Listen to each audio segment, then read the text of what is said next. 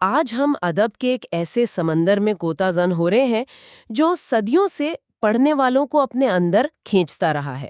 لیو ٹولسٹوئے کا شاہکار ناول انا کیرنینا۔ جی بالکل، انا کیرینینا، ایک ایسا نام، ایک ایسی کہانی جو بھولتی نہیں۔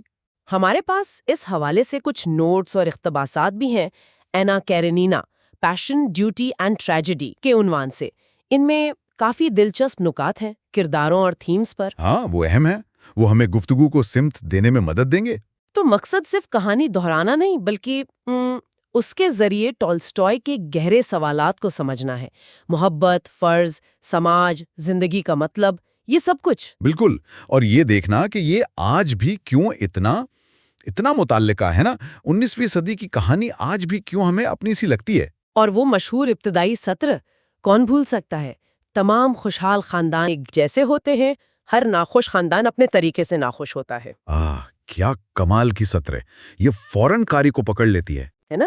ایک جملے میں جیسے پورے ناول کا دروازہ کھول دیا ہو۔ خاندان، خوشی، ناخوشی، سب کی بنیاد۔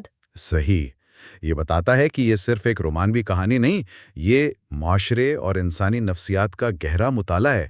چلیں پھر آنا کی کہانی سے ہی شروع کرتے ہیں۔ آنا کیرینینا ایک اعلیٰ سرکاری آفیسر ہیں، الیکسی کیرنن ان کی بیوی۔ جی، بظاہر تو سب کچھ ہے، عزت، مرتبہ، سماجی مقام، لیکن اندر سے وہ خوش نہیں ہے۔ ایک خالی پن ہے، ایک بے محبت شادی میں جیسے قید ہوں۔ یہ پس منظر اہم ہے نا؟ بہت زیادہ اہم، یہیں سے سب شروع ہوتا ہے۔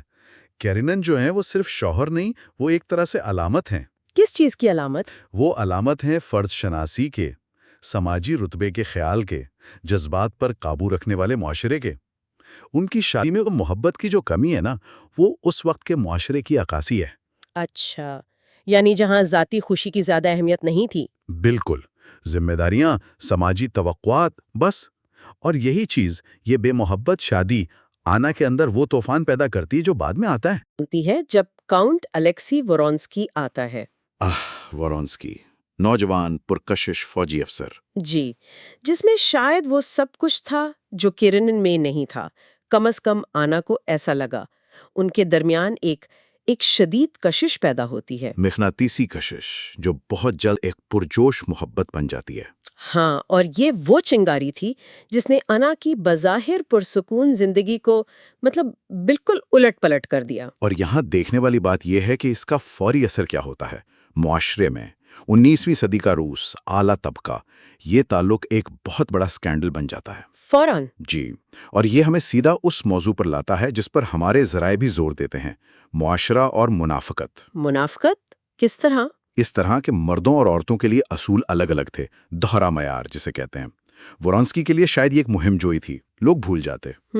لیکن انا جیسی شادی شدہ عورت کے لیے یہ سماجی خودکشی تھی، معاشرہ اسے کبھی معاف نہیں کرتا۔ اور پھر اینا نے وہ قدم اٹھایا جو اس معاشرے میں ناقابل تصور تھا۔ جی، اس نے ورونسکی کے لیے اپنے شوہر کو چھوڑ دیا، اور اپنے بیٹے کو بھی، سیروزا کو۔ ہاں، یہ بہت بڑا فیصلہ تھا۔ اس نے اسے سماجی طور پر بالکل اکیلا کر دیا، ایک گری ہوئی عورت کا لیبل لگ گیا۔ یہ صرف سماجی تنہائی نہیں تھی، اس کے اندر بھی ایک ٹوٹ پھوٹ شروع ہو گئی ہوگی نا؟ یقیناً، یہ ایک بہت بڑا تصادم تھا اس کی ذات اور سماج کے بیچ۔ لیکن وقت کے ساتھ ساتھ اس رشتے کی نوعیت بھی بدلنے لگی۔ ورونسکی کے ساتھ جو رشتہ تھا؟ جی، ہمارے نوٹس میں بھی یہ بات ہے کہ ورونسکی کا جو ابتدائی جوش تھا وہ آہستہ آہستہ کم ہونے لگا، شاید سماجی دباؤ، شاید کریئر کے مسائل۔ اور اینا دوسری طرف اور زیادہ غیر محفوظ ہوتی گئیں، بے چین، حسد، اسے ہر وقت ڈر لگا رہتا تھا کہ ورونسکی اسے چھوڑ نہ دے۔ اچھا، یہاں وہ بصیرت سامنے آتی ہے جو ہمارے ذرائع میں ہے۔ استحکام کے بغیر جذبہ اکثر تباہی کی طرف لے جاتا ہے۔ ان کے رشتے کی کوئی مضبوط سماجی یا جذباتی بنیاد نہیں بن سکی تھی۔ اور پھر وہ انجام۔ ہاں، وہ المناک انجام، معاشرے سے کٹی ہوئی۔ ورونسکی پر بھی شاید پورا بھروسہ نہیں، شدید مایوسی، تنہائی۔ اور ریلوے اسٹیشن پر ٹرین کے نیچے، ادب کے سب سے زیادہ دل خراش مناظر میں سے ایک۔ بالکل، یہ صرف ایک ذاتی المیہ نہیں لگتا، ایسا لگتا ہے جیسے پورے معاشرے نے مل کر اسے وہاں تک پہنچایا۔ صحیح۔ یہاں وہ تقدیر اور المیہ کا تھیم گہرا ہو جاتا ہے۔ کیا اس کا انجام لازمی تھا؟ اس معاشرے میں، ان حالات میں، کیا کوئی اور راستہ تھا اس کے پاس؟ شاید نہیں۔ شاید نہیں، وہ ایک کلاسک ٹریجک ہیروئن ہے، اپنی خواہشات اور سماج کی بے رحمی کے بیچ پس کر رہ گئی۔ اس کی کہانی سوچنے پر مجبور کرتی ہے کہ سماج کیسے زندگیوں کو بناتا اور بگاڑتا ہے۔ یہ تو ہوئی انا کی کہانی، دل دہلا دینے والی۔ لیکن ٹالسٹائے یہیں نہیں رکتا، وہ ہمیں ایک بالکل مختلف سفر پر بھی لے جاتا ہے۔ جی ہاں، کانسٹنٹین لیونون کا سفر۔ یہ انا کے جذباتی طوفانوں سے بالکل الگ ہے، لیکن اتنا ہی اہم ہے نا؟ شاید کچھ لوگوں کے لیے زیادہ اہم۔ لیون ایک زمیندار ہے، شہر کی مصنوعی زندگی اسے پسند نہیں۔ اسے دیہات، کھیتی باڑی، فطرت، ان چیزوں سے لگاؤ ہے۔ اور وہ زندگی کے بڑے سوالات میں الجھا ہوا ہے۔ بالکل، میری زندگی کا مقصد کیا ہے؟ ایمان کیا چیز ہے؟ سچی محبت کیسی ہوتی ہے؟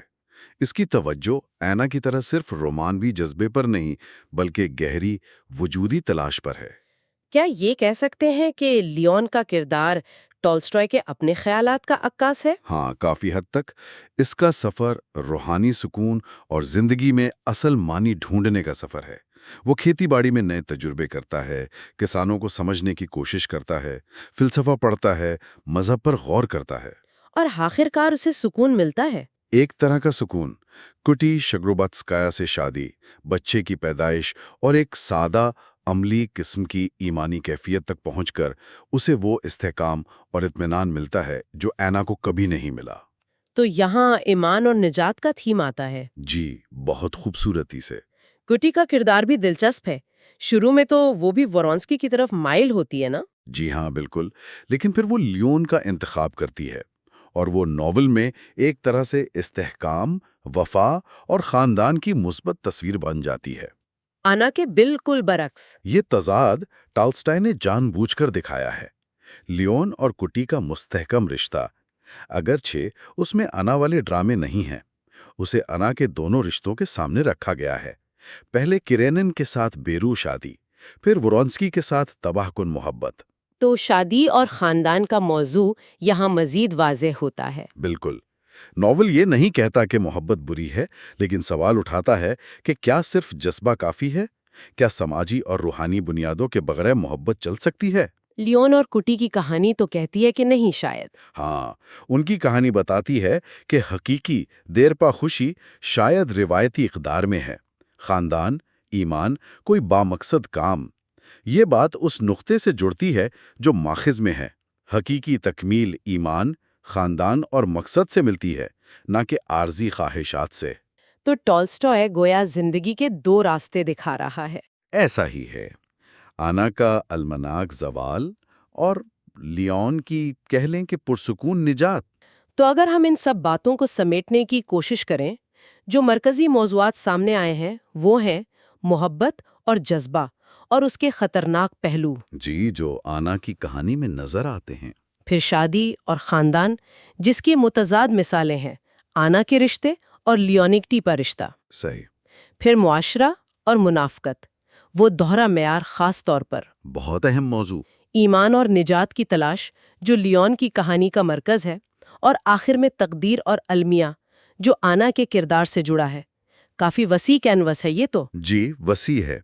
اور یہاں دلچسپ بات صرف یہ نہیں کہ یہ موضوعات ہیں، بلکہ یہ کہ ٹالسٹائے انہیں کرداروں کی ذاتی زندگیوں اور بڑے سوالات سے کیسے جوڑتا ہے۔ جو اہم باتیں ہمارے ذرائع سے نکلتی ہیں وہ یہی ہیں کہ بے لگام جذبے میں خطرہ ہے، جیسے آنا کے ساتھ ہوا۔ حقیقی تکمیل شاید ایمان، خاندان اور بامقصد کام سے ملتی ہے، جیسے لیون کو ملی۔